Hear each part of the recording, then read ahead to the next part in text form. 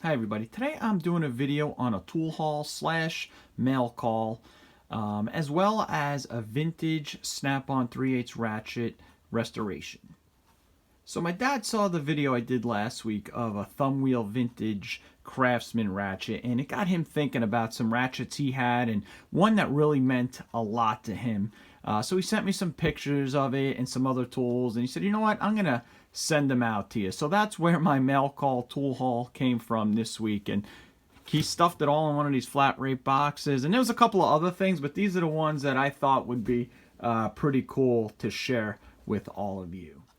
So when my dad came up for Thanksgiving, he brought me an SK bit set and some other SK tools and sockets, and I love SK, and he came across this in his toolbox that he had, which is an SK torque set, and I absolutely love this. This is the one from back in probably the late 80s when they were part of Facom, I believe it was pronounced, Tools, and these are actually Frenchies. They're made in France, but they're still really good, and the tips on them are great. They're still a really good quality back then, and if I ever do bang them up, I'll be able to warranty them out and get the ones that are now made in the USA. But I love these green handle ones, and what's pretty cool about these is they're super long. So like here's a T25, it is 10 inches.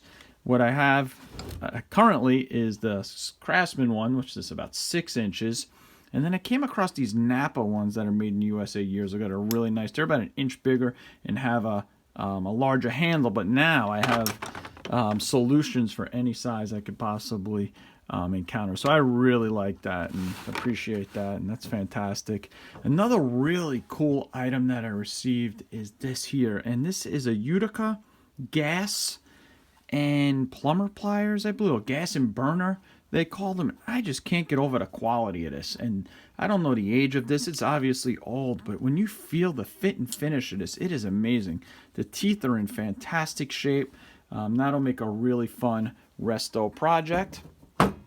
Sent me out this old Isco half-inch thumb wheel drive, very similar to the Craftsman half-inch thumb wheel drive. Basically the same exact thing, except a little bit different in the handles there that you can see. Obviously, Isco made a lot of tools for Craftsman as well as the government, so that'll be a fun cleanup project as well. Here's a neat item. I've seen these, never really came across one in my hands before. It's a Stanley Workmaster, and it's a 3/8 drive. And I'm assuming it's probably 30 years old, because that's about the age my dad's tools. He stopped buying tools and getting tools probably about 25, 30 years ago. So it's probably from that era. And I'm assuming it's not made in the USA. It doesn't say USA on it. I know Stanley tools back in the day, a lot of them were made in the USA, but I think this is probably a Taiwanese made one. But I like it. It's kind of neat. I mean, think about it. If you're working on something and you just press it that way, I look forward to cleaning it up, greasing it, and seeing how that works. And then a good old crescent wrench.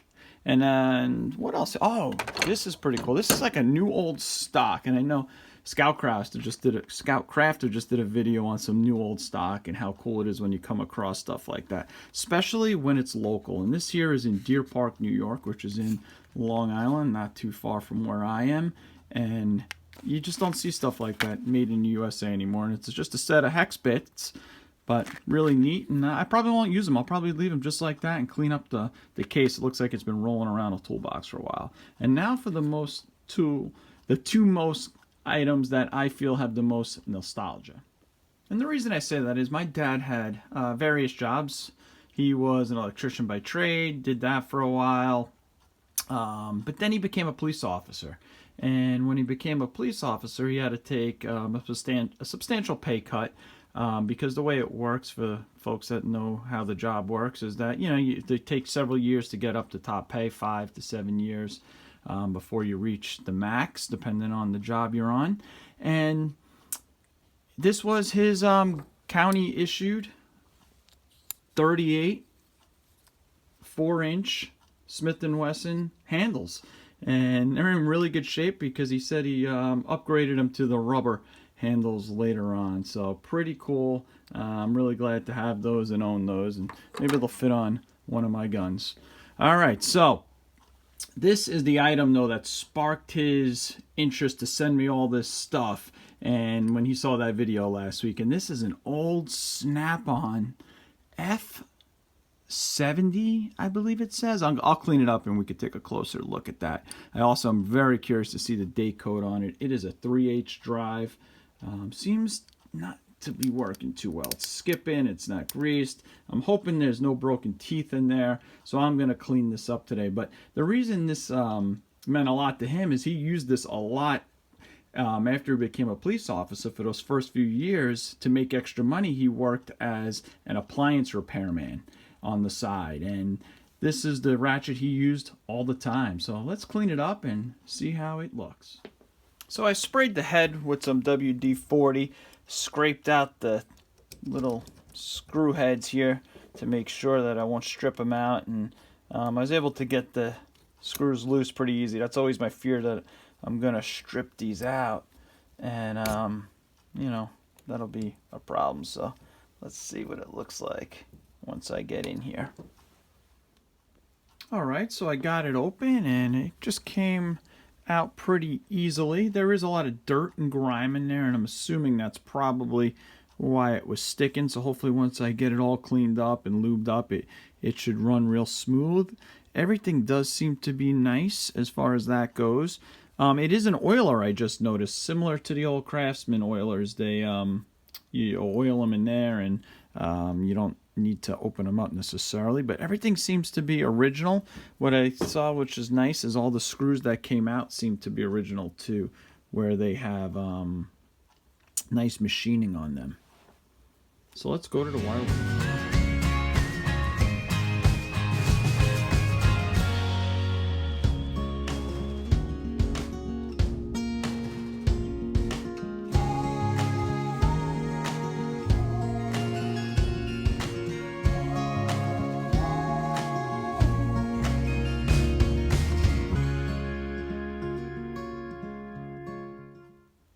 Alright, so here's the post wire wheel evaluation, and I used a stiff brush for most of it. I did use my other wheel just to get a little bit around the selector switch here.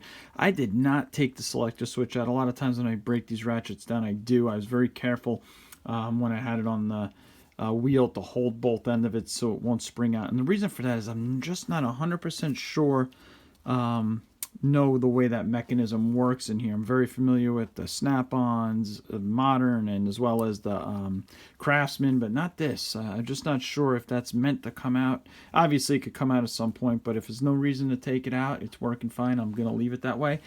Came out pretty nice overall.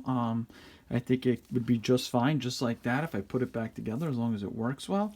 But I am gonna bring it to the buffing wheel and see if I could get a high shine on it and make it look even nicer. But one thing I wanted to show you is just the cover plate. So this is the cover plate that it has. This is a USA made Craftsman one I have in a repair kit. I can literally, if I wanted to, bend this in 2 seconds with 2 fingers. Look at the difference in quality from something from 10 years ago, and I didn't look up the year yet on this. I'm assuming this is the date code. I think I found it in here.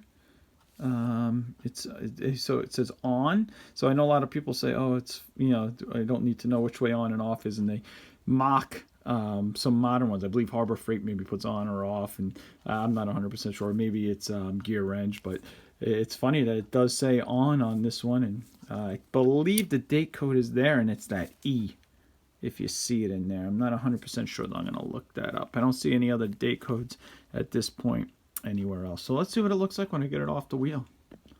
So I'm kind of new with this compounding process, but I bought some good cutting compound. You just got to be patient. You got to keep adding a little bit of compound. The tool gets a little hot. You don't want to get it too hot.